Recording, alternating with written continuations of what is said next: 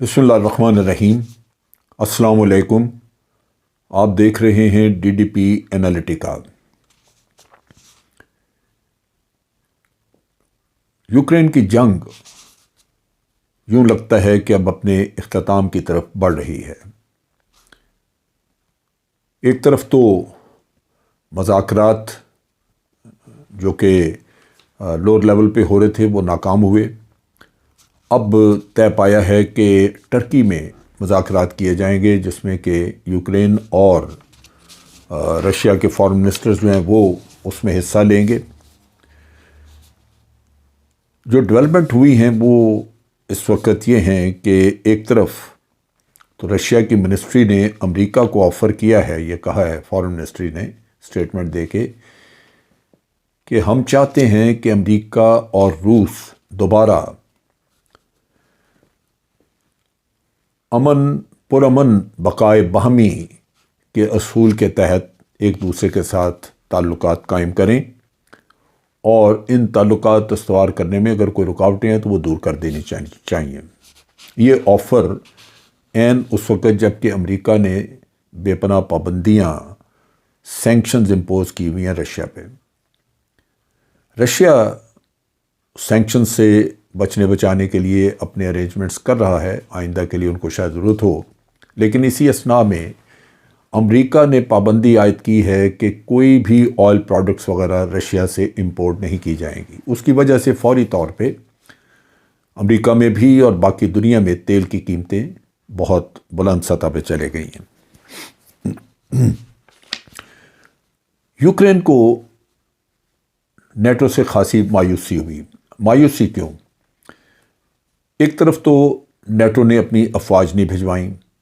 NATO کا کہنا تھا کہ یوکرین نیٹو کا ممبر نہیں ہے۔ اگر ممبر نہیں ہے اور پھر آپ نے 1994 میں ان سے جب نیوکلیر ویپن لے لیے تو ان کو یقین دہانیاں پھر کس بات کی کرائی تھی؟ وہ ایک ایسی چیز ہے جو کہ یوکرین کو اب ستا رہی ہے۔ وہ یادیں کہ ایک طرف آپ سے نیوکلیر ویپنز لیے 1994 میں اور کہا کہ اب آپ فکر نہ کریں، سیکیورٹی کی ذمہ داری نیٹو کی، امریکہ کی ہوگی، لیکن وہ یقین دہانیاں اب کسی کام نہیں آئیں۔ اس کے ساتھ ساتھ اب جنگ کے دوران یوکرین نے ریکویسٹ کی کہ آپ ہمارے اوپر نو فلائی زون امپوز کریں، یعنی نیٹو نو فلائی زون ڈکلیئر کر دے اور نیٹو کے جہاز ہیں وہ اس کی ایئر سپیس کی حفاظت کریں اور رشیا کے جہازوں کو بمباری نہ کرنے دیں۔ لیکن نیٹو نے وہ بھی، بلکہ امریکہ کہنا چاہیے، امریکہ نے یہ ریکویسٹ بھی رد کر دی۔ امریکہ نے کہا کہ اگر ہم نے یہ کام کیا تو اس سے جنگ کا دائرہ کار بڑھ جائے گا، کیونکہ رشیا نے واضح کر دیا تھا کہ کوئی بھی اگر جہاز دشمن یا غیر ملکی جہاز یوکرین کی مدد کے لیے یوکرین کی فضا میں آئے گا تو جس ملک سے وہ جہاز آئے گا ہم اس کو سمجھیں گے کہ وہ جنگ میں شریک ہو چکا ہے۔ اس کا مطلب یہ ہے کہ روس اس پہ بھی اپنے میزائل داغے گا۔ یہ چیز تھی جس نے کہ مانے رکھا نیٹو کو کہ وہ اپنے نو فلائی زون وغیرہ کا قصہ نہ کھولے۔ اس کے بعد پولینڈ نے تجویز دی۔ پولینڈ نیکسٹ ڈور ہے، پولینڈ افیکٹڈ ہے بڑا اس وجہ سے کہ پولینڈ میں کئی لاکھ ریفیوجیز چلے گئے ہیں یوکرین سے، نیچرلی پولینڈ افیکٹڈ ہے۔ پولینڈ نے تجویز دی کہ اس کے پاس MiG-29 پرانے وقتوں کے پڑے ہوئے ہیں اور وہ پولینڈ کے ایئرپورٹ سے اڑائے جا سکتے ہیں، ان کے ایئر بیسز سے اڑائے جا سکتے ہیں اور یوکرین کی مدد کے لیے بھیجے جا سکتے ہیں، یا وہ جہاز ویسے یوکرین کو دے دیں، یوکرین اڑا لے گا۔ امریکہ نے یہ تجویز بھی رد کر دی اور اس کی بنیادی وجہ یہی ہے کہ پھر انوالومنٹ نیٹو کی آ جائے گی، کیونکہ پولینڈ جو ہے وہ نیٹو کا رکن ہے، اور اس کا مطلب یہ ہوا کہ جنگ میں پھر نیٹو کو کسی نہ کسی طرح آپ شریک سمجھیں گے اور رشیا کے ساتھ آپ کا ایک نیا باب کھل جائے گا۔ اب اس دوران میں یوکرین نے یہ دیکھا کہ مغربی دنیا نے سوائے پابندیوں کے اور کچھ نہیں کیا، اور فوری طور پہ روس کے اوپر پابندیوں کا جو سینکشنز لگائی گئیں ان کا بھی کوئی اثر نہیں ہوا۔ امریکہ نے جو روس سے تیل منگوانے کا یہ پابندی لگائی، بین لگا دیا کہ کوئی بھی ملک تیل نہیں خریدے گا رشیا سے، تو اس کا بھی نقصان، کیونکہ تیل کی قیمتیں چڑھیں، اور اس کا بھی نقصان جو ہے وہ مغربی دنیا میں بھی نیچرلی سب کو اٹھانا پڑا۔ چنانچہ یورپ کے بعض ممالک نے، جن میں جرمنی وغیرہ، فرانس شامل ہے، سویڈن، ان ممالک نے فیصلہ کیا کہ وہ امریکہ کی اس تجویز کے ساتھ اتفاق نہیں کرتے، چنانچہ انہوں نے فیصلہ کیا کہ وہ تیل منگواتے رہیں گے۔ یورپ کا بہت بڑا انحصار ہے روس کی گیس پہ بھی اور تیل پہ۔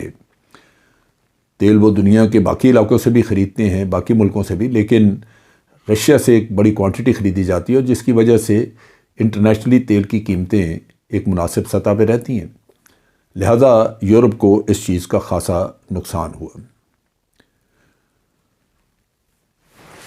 جرمنی نے اس اثناء میں اپنا ڈیفنس بجٹ بڑھایا۔ غالباً اس کی وجہ یہ ہے کہ انہوں نے دیکھا کہ امریکہ اپنی جنگوں میں ملوث رہنے کی وجہ سے تھک چکا ہے، کسی بھی جنگ میں اب وہ غالباً اپنی فوج نہیں بھیجنا چاہتا، لہذا یورپین ممالک میں یہ ایک احساس پیدا ہوا کہ اپنے دفاع کے لیے انہی کو کھڑا ہونا پڑے گا۔ اس میں جرمنی سب سے کمزور تھا، اس وجہ سے کہ جرمنی میں امریکن بیسز ہیں، امریکن فوج رکھی ہوئی، اور جرمنی اپنی فوج پہ پیسہ خرچ نہیں کرتا تھا، انہوں نے اپنی فوج کو وسیع نہیں کیا، لیکن اب انہوں نے فیصلہ کیا کہ وہ اپنی فوج بڑھائیں گے، اور انہوں نے اپنا بجٹ بھی بڑھانے کا کیا۔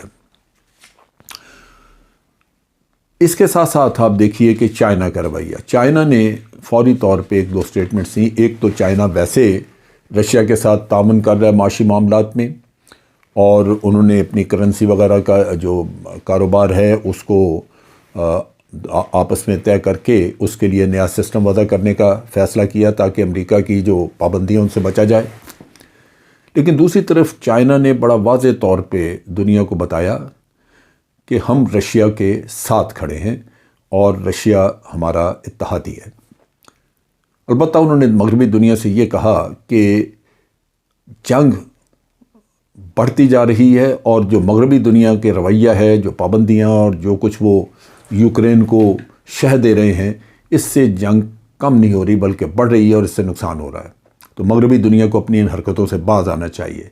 چنانچہ فرانس وغیرہ نے چائنا کو ریکویسٹ کی کہ جنگ بند کرانے کے لیے آپ ہماری مدد کریں۔ سو یہ ایک سیناریو ہے جہاں یوکرین نے دیکھا کہ جو کچھ بھی زبانی چل رہا ہے، روس پہ پابندیاں سب کچھ، لیکن جنگ میں یوکرین کی کوئی مدد پریکٹیکلی کوئی نہیں کر رہا، اور تباہی جو ہے وہ یوکرین برداشت کر رہا ہے۔ چنانچہ ان حالات میں یوکرین کے صدر نے آفر کی، انہوں نے اناؤنس کیا، جس کے بارے میں ابھی بات چیت ترکی میں ہوگی۔ 3 چیزیں انہوں نے کہیں۔ ایک، انہوں نے یہ کہا کہ ہم نیٹو میں شریک ہونے کا خیال ترک کر دیتے ہیں، ہم ترک کرنے کے لیے تیار ہیں، اور یہ روس کا بہت بڑا پہلا مطالبہ تھا کہ نیٹو کی مزید ایکسپینشن روسی ریاستوں میں، یا جو اس کی سوویت یونین کی ریاستیں تھیں، اس میں ہم نہیں ہونے دیں گے۔ دوسرا انہوں نے اعلان کیا، جو دوسرا تھا مطالبہ روس کا، کہ ڈون باس کا جو علاقہ ہے وہاں پہ جو 2 ریپبلکس بن رہی ہیں، چھوٹے علاقے جو باغیوں کے پاس یا روسی پاپولیشن کے پاس ہیں، ان کو آزاد ریاستوں کے طور پہ تسلیم کر لیا جائے۔ یوکرین کے صدر نے کہا کہ ہم اس پہ بھی بات کرنے کو تیار ہیں، ہمیں ضرورت یہ ہوگی کہ وہاں پہ چونکہ روسی لوگ یا رشین بولنے والے لوگ وہ تعداد میں زیادہ ہیں، لہذا جو یوکرینین وہاں پہ ایک مائنورٹی کی شکل میں یا تھوڑے ہیں، ان کی حفاظت، ان کی سیفٹی کی ضرورت ہوگی۔ اس کے علاوہ انہوں نے کچھ اور سیکورٹی گارنٹیز اپنے لیے رشیا یا یوکرین وغیرہ کے لیے مانگنے کی بات کی کہ وہ بھی چاہیے ہوں گی رشیا سے، لیکن یہ ساری چیزیں بات چیت میں طے ہوں گی۔ اب بات یہ ہے کہ یہی وہ مطالبات تھے روس کے، اگر یہ یوکرین پہلے مان لیتا تو جنگ پہلے ختم ہو جاتی، اب اگر انہوں نے مان لیا تو میرا خیال ہے کہ یہ معاہدہ ہو جائے گا اور جنگ ختم ہو جائے گی۔ اب اگر جنگ ختم ہو گئی تو دنیا پہ اس کا ایفیکٹ کیا آئے گا؟ ایک طرف تو ساری دنیا کو یہ سمجھ لگ گئی کہ نیٹو کسی کی مدد کرنے کے اہل نہیں ہے، دوسری طرف یہ بھی بات سامنے آئے گی کہ امریکہ کی یقین دہانیوں پہ اعتماد نہیں کیا جا سکتا، یہ وقت پہ آپ کو ڈبو سکتے ہیں۔ اور تیسری چیز یہ آئے گی کہ امریکہ کی یہ جو پابندیاں لگانے کی ایک علت ہے، اس کو عادت ہے، اس کا بھی کوئی آؤٹ لیٹ ہونا چاہیے، کوئی رستہ ہونا چاہیے جس میں کہ بہت سارے ملک ہو سکتا ہے کہ چائنا اور رشیا کے ساتھ تعاون کریں اور ایک نیا نظام بن جائے۔ میرے نقطہ نگاہ میں اس سارے قصے میں بہت سارے جو حالات پیدا ہوئے اس سے ایک نیا ورلڈ آرڈر بنتا نظر آ رہا ہے۔ ہم نے دیکھا کہ جب رشیا کے اوپر پابندیوں کی بات آئی یا رشیا کے خلاف اس کو کنڈمنیشن کرنے کی بات آئی کہ جی ان کو کنڈیم کریں، انہوں نے مذمت ہونی چاہیے، وہ سارا قصہ تو بڑا پاپولر رہا۔ 141 ممالک نے خود یونائٹڈ نیشن کی جنرل اسمبلی میں ووٹ دیے روس کے خلاف۔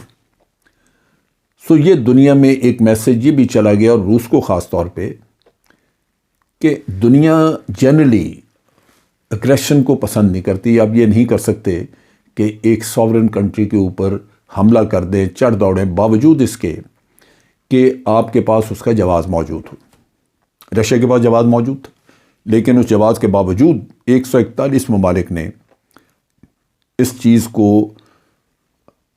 ایک مطالبہ کیا کہ رشیا فوری طور پہ جنگ بند کرے اور اپنی فوج واپس بلائے، یوکرین کے اوپر حملہ غلط ہے۔ سو یہ چیز بھی میں سمجھتا ہوں کہ سپر پاور اور بڑی طاقتوں کو سمجھنی ہوگی، اور آج رشیا کو یہ فیس کرنا پڑا۔ میرا اپنا اندازہ ہے کہ کل امریکہ کے لیے بھی مشکلات ہوں گی اگر وہ اپنے پرانی روش رکھے، جس طرح وہ افغانستان میں چڑھ دوڑا، جس طرح لیبیا میں، سیریا میں، عراق میں۔ کل اگر وہ اس طرح کا کوئی اور کام کرنے لگیں گے تو میرے خیال میں ان کو بہت بڑی ایک مخالفت فیس کرنی پڑے گی، خاص طور پہ رشیا، چائنا کی طرف سے اور دنیا کے اور بہت سارے ممالک کی طرف سے، کیونکہ یہ ایک دفعہ واضح کر دیا ہے دنیا نے، اور خود امریکہ اس میں شریک تھا، کہ اس طرح کسی ملک کے اوپر چڑھائی کر دینا وہ اقوام عالم کو قبول نہیں۔ ان حالات میں اگر آپ دیکھیں تو امریکہ کا جو کانڈکٹ تھا وہ درست نہیں تھا۔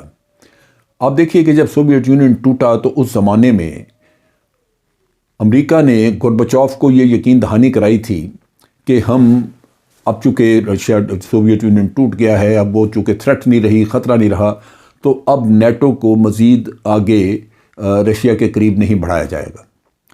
لیکن ہم نے دیکھا کہ اس کے بعد جب کلنٹن کا دور آیا تو کلنٹن نے فوری طور پہ پولینڈ کو، رومانیہ، ہنگری، یہ ملک جو کہ وارسا پیکٹ کے ممبر تھے، ان کو نیٹو میں شریک کر لیا، اور اس کے علاوہ لیٹویا وغیرہ کو شریک کر لیا جو بلیک سی کی ریپبلکس ہیں۔ تو خطرے کی گھنٹی تو رشیا کے لیے بج رہی تھی، لیکن پوٹن کے اس ایگریسو ایکشن کے بعد ایک چیز واضح ہو گئی کہ نیٹو پہ اب ٹھپا لگ گیا، نیٹو اس کے آگے اب نہیں بڑھے گا۔ نیٹو کے بڑھنے کی ریڈ لائن جو ہیں وہ رشیا نے دنیا کو دکھا دی ہیں۔ سو نیٹو کے اوپر ایک پابندی آ گئی، ایک جو وہ ڈراوا اور خوف پھیلا رہے تھے کہ ہم اس کو بھی ممبرشپ دیں گے، وہ میرا خیال ہے معاملہ رک گیا۔ اب ان حالات میں رشیا کو وہ جو اس کا مطالبہ تھا کہ اس کو دنیا میں وہی وقار دیا جائے، وہ عزت دی جائے، میرا خیال ہے اس کو وہ بھی آہستہ آہستہ مل جائے گی۔ سو ایک نیا سسٹم واضح ہوتا ہوا نظر آ رہا ہے، جہاں امریکہ کو ایک ان ریلائبل پارٹنر کے طور پہ دیکھا جائے گا اور اس کا انفلوئنس کم ہوگا۔ دوسری طرف ایک نیا مالیاتی نظام بنتا نظر آتا ہے، اور تیسری طرف رشیا کا وقار بڑھتا نظر آتا ہے، کیونکہ اس کے خدشات جو ہیں وہ دنیا نے اس کا احساس کیا ہے۔ اور چوتھی چیز یہ ہے کہ شاید دنیا میں یہ حملہ کرنے والی جو بڑی قوتوں کی عادت تھی کہ اس پہ چڑھ دوڑے، اس پہ چڑھ دوڑے، یہ بھی شاید معاملہ رک جائے۔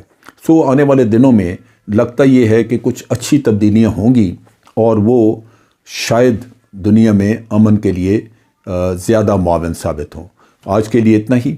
افواج پاکستان زندہ باد، پاکستان پائندہ باد۔